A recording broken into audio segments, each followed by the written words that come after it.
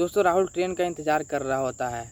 ये ट्रेन मुंबई से पटना तक जाने वाली थी और राहुल ट्रेन का इंतज़ार कर रहा था प्लेटफॉर्म पे खड़ा होकर। तभी उसे एक बेहद ही खूबसूरत लड़की दिखती है। मतलब वो लड़की इतनी खूबसूरत थी कि उस प्लेटफॉर्म पे सबसे खूबसूरत वही लड़की थी और राहुल उसको देखते ही रहता है। उसकी नज़र उस लड़की से हटती ही नहीं है। लड़की का नाम मधु होता है। उस लेडीज़ के गोद में एक बच्चा होता है, लेकिन राहुल की निगाहें सिर्फ उस लड़की पे टिकी हुई थी। राहुल मधु को निहारते ही रहता है। जैसा उसका नाम था मधु, वैसी वो लड़की भी थी। इतनी लड़की खूबसूरत थी कि उस प्लेटफॉर्म के सारे लोग उस लड़की को ही देखते रहते हैं। राहुल को तो मानो एक ही नज़र में उस लड़की से प्यार हो गया हो। राहुल बस यही देखते रहता है कि जब ट्रेन रुकती है तो ये लड़की किस बोगी में जाएगी। हालांकि राहुल के पास टिकट था, कंफर्म टिकट भी था। A31 में उसका स्लीपर बोगी था, तो स्लीपर में उसका कंफर्म टिकट था। लेकिन राहुल सीट छोड़ के बस ये देख रहा था वो कि किस बोगी में वो लड़की जाती है, मैं उसी बोगी में जाऊंगा। तो दोस्तों बहुत ही रोमांटिक सी स्टोरी है। वीडियो को लास्ट तक देखना। अगर चैनल पे आप नए हो तो इस वीडियो को लाइक करके चैनल को सब्सक्राइब जरूर से कर लेना आप लोग। तो लड़की के पास टिकट नहीं होता, वो जनरल बोगी में घुसती है। तो जनरल बोगी के अंदर राहुल भी घुस जाता है। दोस्तों लड़की तो जनरल बोगी में घुस जाती है और पीछे पीछे राहुल भी चला जाता है जनरल बोगी में ही। अब जनरल बोगी में तो आप समझ सकते हो कितना भीड़ होगा उसके अंदर। तो जनरल बोगी में इतना भीड़ था कि पैर रखने का भी जगह नहीं था अंदर। तो लड़की दरवाजे के पास ही खड़ी हो जाती है। अब लड़का भी अपना सीट छोड़ के उसी के सामने जाके खड़ा हो जाता है दरवाजे के पास भी, और पलके झुका के उसे देखते रहता है। ऐसा देखता है कि जैसे लड़की को पता भी ना चले कि मुझे कोई देख रहा है। ऐसे वो दिखता है हल्की निगाहों से। तो राहुल खड़ा रहता है दरवाजे के पास ही, उस लड़की के पास ही। खड़े खड़े उसे 1 घंटा हो जाता है। राहुल का पैर भी दर्द देने लगता है और लड़की वहीं पे वो भी खड़ी रहती है, गोद में बच्चा ली हुई रहती है। लड़की का भी पैर दर्द देने लगता है। अब राहुल के पास तो सीट भी था। वो चाहता था लड़की को बोलने के लिए कि मेरे पास एक सीट है, चलो मेरे साथ बैठ जाओ, लेकिन वो किस तरह से बोल नहीं पा रहा था उस लड़की को वो। तभी राहुल बोल पड़ता है कि आपका बच्चा बहुत रो रहा है। बच्चा बहुत रोने लगता है भीड़ के कारण। तो राहुल बोल पड़ता है कि आपका बच्चा बहुत रो रहा है, चलो आप मेरे सीट पे, मेरा स्लीपर बोगी में एक सीट है, मेरा कंफर्म सीट, आप उस पर बैठ जाना। तो लड़की कुछ रिप्लाई नहीं देती है। लड़की को डर लगने लगता है कि ये कौन अनजान लड़का है, कोई चोर तो नहीं है। लड़की कोई रिप्लाई नहीं देती। फिर लड़का बोलता है मैं कोई चोर नहीं हूँ, मैं एक अच्छी फैमिली से बिलोंग करता हूँ और मेरी एक सीट है, मैं गलती से इसमें आ गया था, ट्रेन चालू हो गई थी, चलने लगी थी तो मैं इसी में आ गया। तो लड़की जाने के लिए मान जाती है और ट्रेन का इंतज़ार कर रही थी कि ट्रेन रुकेगा तो मैं दूसरे बोगी में जाऊंगी। तो ट्रेन रुका, फिर लड़का राहुल उसे लेके जाता दूसरे बोगी में और फिर दोनों जाके एक सीट पे बैठते हैं।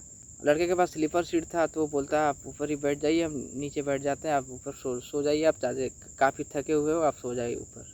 तो लड़का नीचे बैठ जाता है दूसरे की सीट पे और अपना स्लीपर वाला सीट लड़की को दे देता है। लड़की करीब 2 घंटा सोती है उस पर अपने बच्चा को लेके। फिर लड़की उठती है तो उसे बोल देती है कि अब आप ऊपर आके सो जाओ, मैं नीचे बैठ जाती हूँ, आप मेरे लिए इतना कष्ट क्यों कर रहे हो।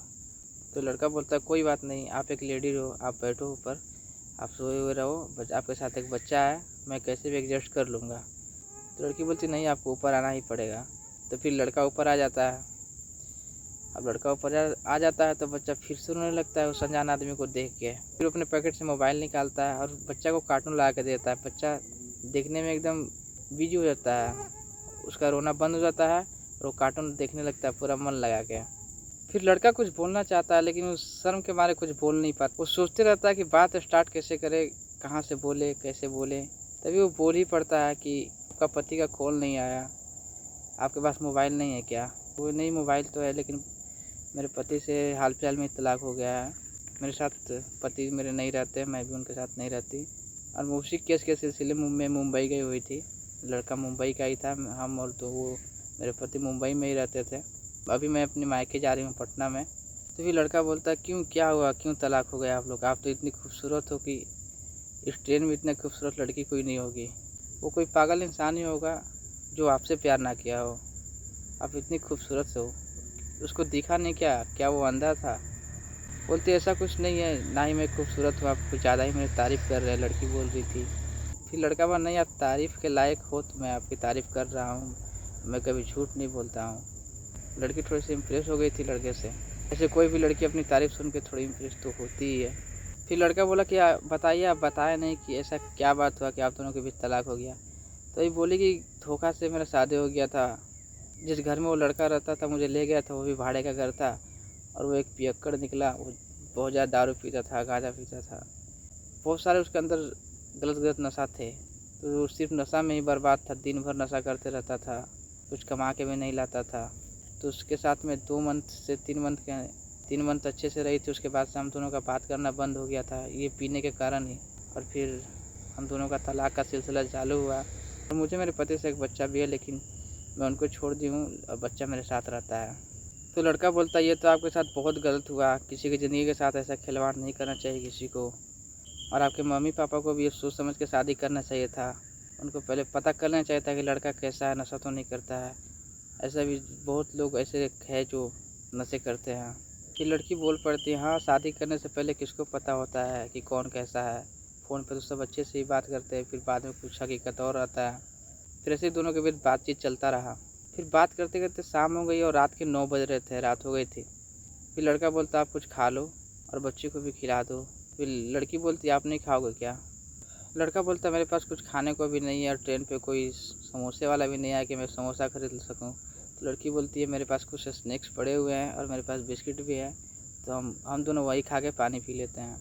फिर समोसे वाले आएंगे तो समोसा खरीदा जाएगा। फिर लड़की अपनी बैग से स्नैक्स निकालती है, कुछ बिस्किट निकालती है, तो दोनों खाते हैं, बच्चा भी वो खाता है, फिर पानी पीते हैं।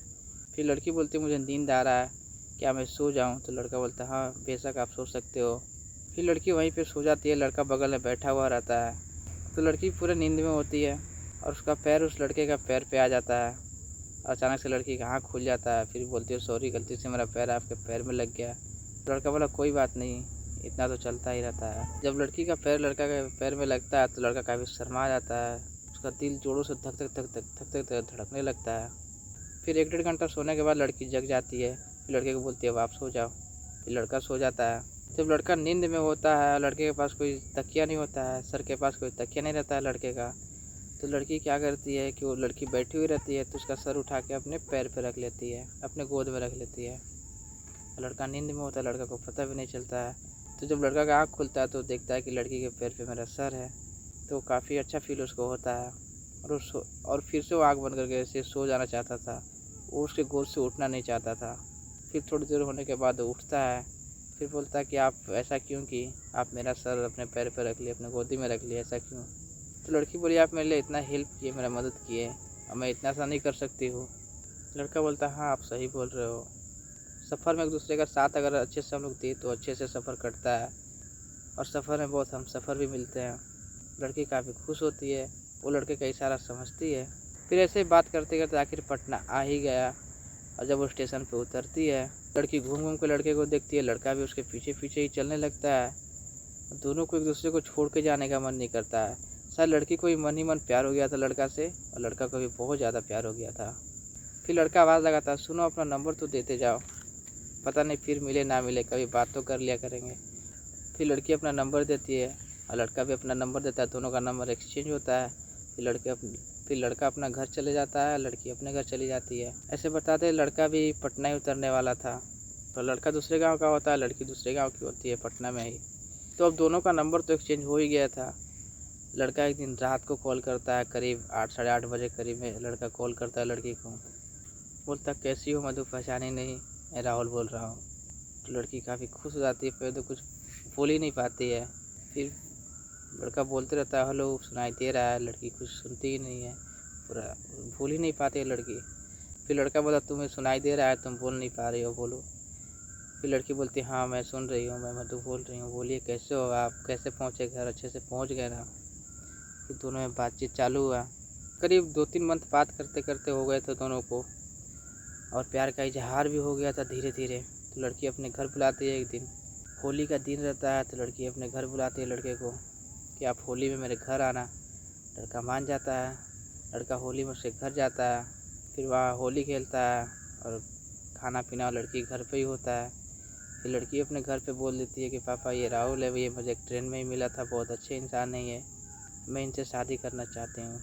फिर पापा को भी कोई एतराज़ नहीं होता और लड़का भी बोल देता कि हाँ अंकल मैं शादी करने वाला हूँ, अंकल हम दोनों एक दूसरे से बहुत प्यार करते हैं, हम दोनों शादी कर लेते हैं। तो फिर दोनों की खुशी खुशी शादी हो जाती है। तो स्टोरी कैसे लगी कमेंट बॉक्स में ज़रूर बताइएगा, और चैनल पे ना तो सब्सक्राइब जरूर से कर लेना, वीडियो को लाइक करना ना भूले ताकि मेरा हौसला ऐसा ही बढ़ता रहे। तो मिलता हूँ कोई ऐसी लव स्टोरी के साथ।